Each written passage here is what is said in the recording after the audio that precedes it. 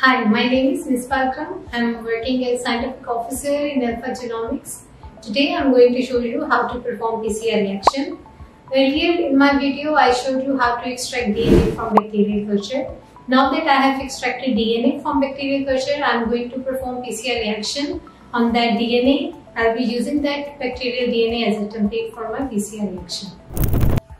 PCR reaction start करने से पहले आपको कुछ कैलकुलेशंस करनी पड़ती हैं। उन कैलकुलेशंस के लिए एक वीडियो का लिंक है जो मैं डिस्क्रिप्शन में ऐड कर दूंगी।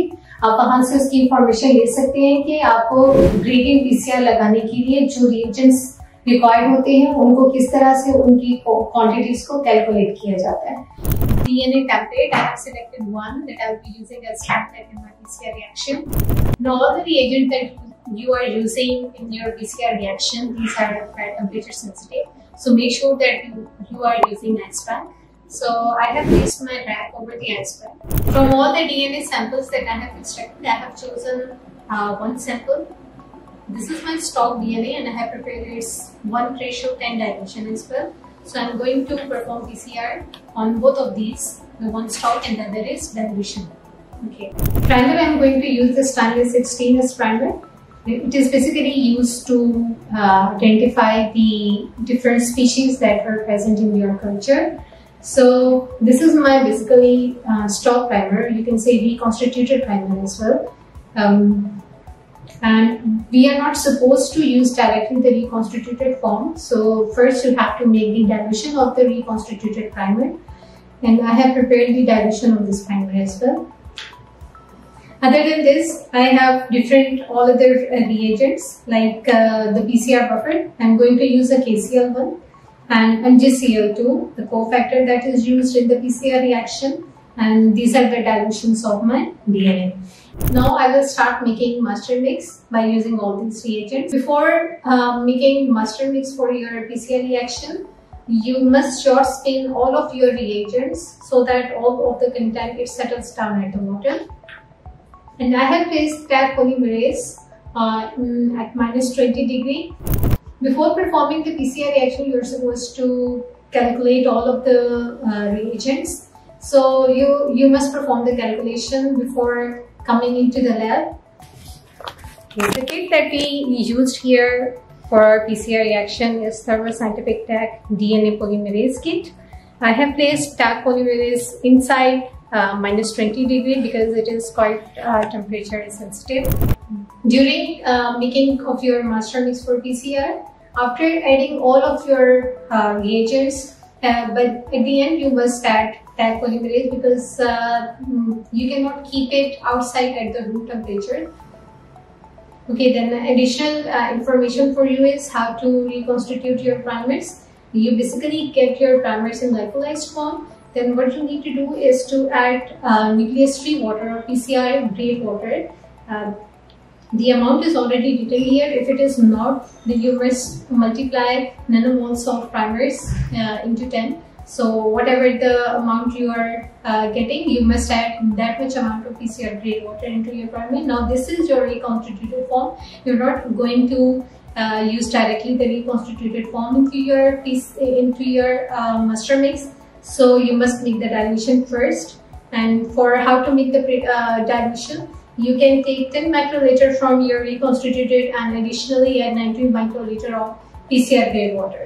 So this is how you have prepared the primer dilution. Before starting your PCR reaction, you need to set all of your pipettes on the calculated quantities. अब अपनी separate table drop लेनी है, उसके अंदर हम सबसे पहले अपना बनाएंगे मास्टर मिक्स। सबसे पहले मैं ऐड कर रही हूँ बटर।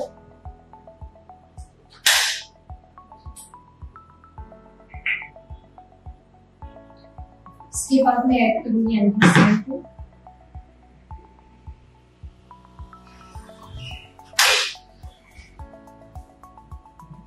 ये रिएक्शन स्टार्ट करने से पहले बाकी रिएजेंट्स को शॉर्ट स्पिन करेंगे। DAP please.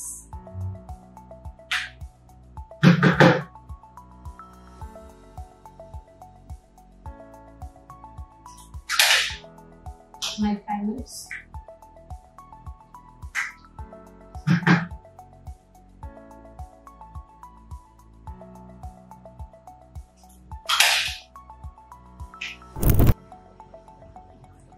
After adding MgCl2, buffer, primers and DNTPs, now I'm going to add Taq polymerase enzyme according to my calculated quantity.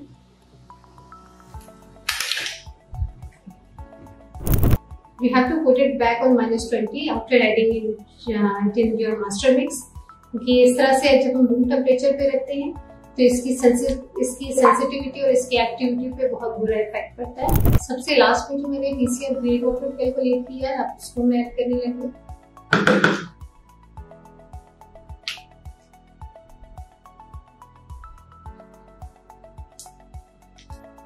Okay, now you can see that when master mix is ready, I'm going to label it. इसको अपने samples DNA template के अंदर add करने से पहले make sure कि आप इसको शॉर्ट स्पिन करिए ताकि इसके जो भी रिएजेंट्स होते हैं वो एक जगह पर सेटल डाउन हो जाए, डिसॉल्व हो जाए। As I have already prepared master mix for my PCR reaction, now I'm going to add that master mix into my DNA template.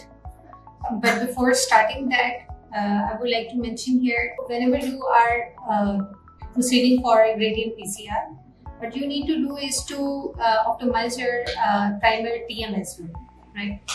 For instance, if the primer you have designed, it is giving you the TM, let's say 55. So now you have to optimize that. After you have successfully designed your PCR primers, you can see that the TM of individual primer, let's say reverse, is given on the vial. It is written here. So from here you can find out the common temperature of these two primers, and once you get that common temperature, now you can set your gradient PCR range. So what usually we do is that we add 5 more temperatures to the above extreme and we subtract 5 temperatures from the below extreme. After calculating the common temperature for my primers forward and reverse, that is 55. Now I have set the gradient range, as you can see, from 50 to 60. From 50 to 60, there are 12 temperature ranges that we have got. So for one sample, it actually means that for one sample you are checking on these 12 temperatures that what would be the most optimum temperature for your primers to work on.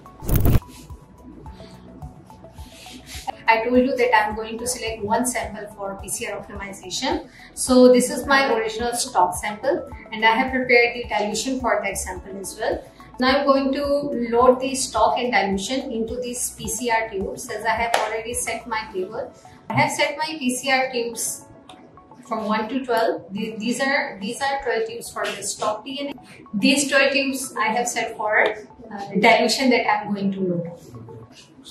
After completing the calculation for PCR gradient, you will get to know that the final volume of our PCR reaction will be 10 microliter.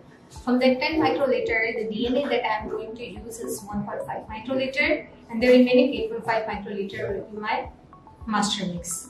So I am going to load first my stock, microliter of my stock into each tube, and just make sure that you load this DNA on the corner of the tube. As you can see that now I have loaded the stock and dilution into my PCR tube. Now I'm going to add master mix that I have already prepared. So just make sure that once you have prepared your master mix, you must keep it at -20 degrees.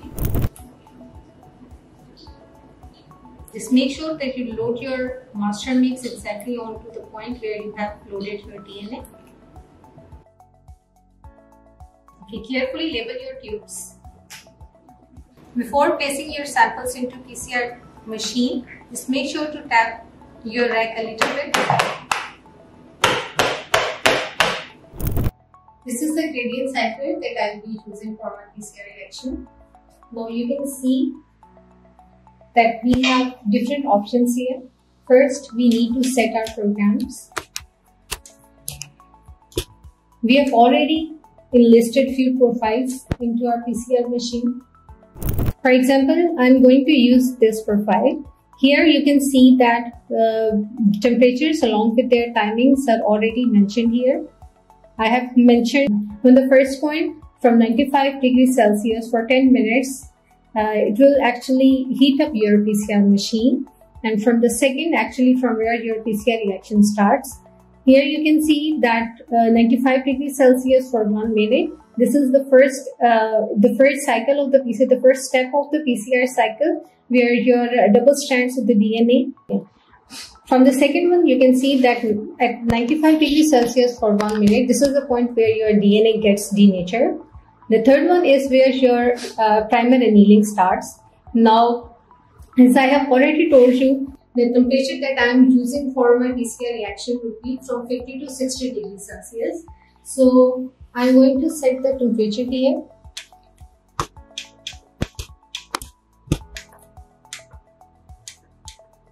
To 60. This annealing will happen for 1 minute between 50 to 60 degrees Celsius. Now, this is the extension where your Taq polymerase comes and works here at 72 degrees Celsius for 1 minute. Then from cycle number 2 to 4, this whole PCR cycle will be repeated for 30 times. Now, it depends that how many copies are needed for your PCR reaction. And this is where your final extension will begin at 72 degrees Celsius for 10 minutes. You can see that I can edit the options. Now I have set my PCR reaction. This is the point where I will set the lower temperature and higher temperature. This is basically a gradient calculator that will show that from 50 to 60, what other temperature this machine has set for you, for your reaction. Now you can see these are the columns. From column 1, when you are going to place your sample in column 1, it will be 50 degree. The annealing temperature for column 2 will be 50.3 degree. For column 3, 50.9 degree. And it will continue till column 12, that will be 60 degree. That is your final temperature. So it depends that on which of these temperature your primer shows the maximum annealing with your DNA temperature. I'm going to open this PCR lid.